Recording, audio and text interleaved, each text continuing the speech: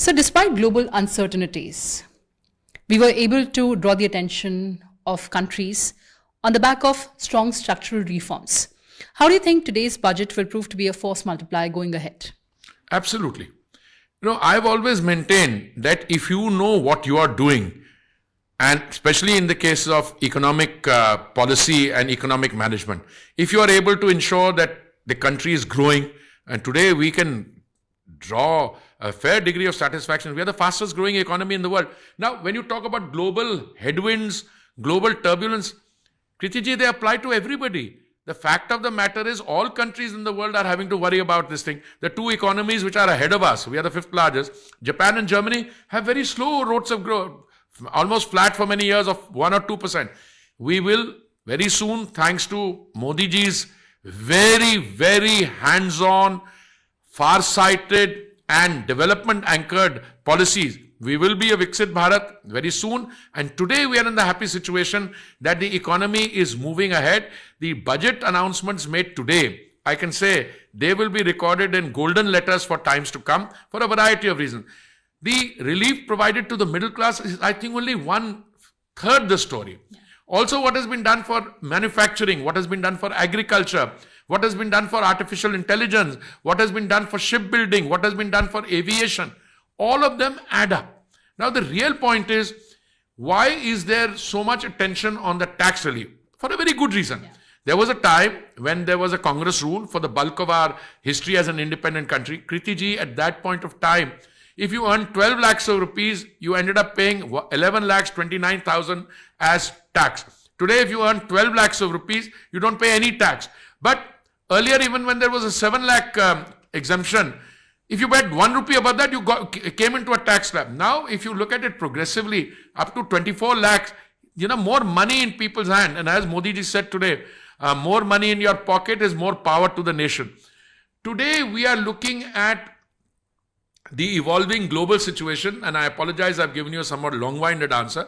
We are looking at the evolving global situation with a degree of confidence and resilience. We are quite sure that as the global situation unfolds, and you can't determine it sitting in India, you are one of 193 countries, or you are a country which is in a position of influencing 50% of our GDP is in the external sector. So what happens outside affects us. The value of goods and services imported and exported, the remittances, etc.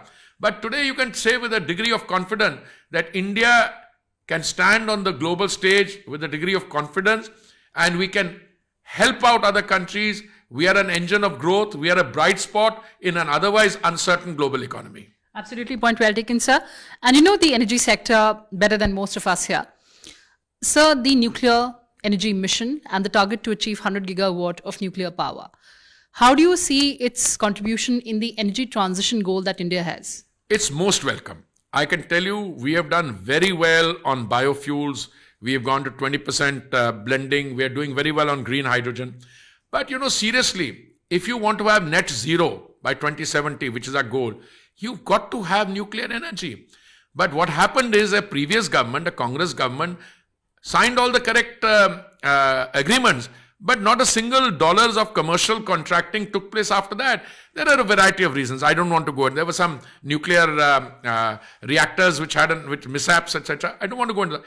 But today, the decision to look at 100 gigawatts of nuclear energy by 2040 or so, I think, is a very welcome decision, and something that will also is both within the realm of the doable and something that will boost our overall energy scenario, along with gas going from 6% to 15% in the energy mix, biofuels at 20%, then we'll have to look at what's happening later. I think it's very welcome.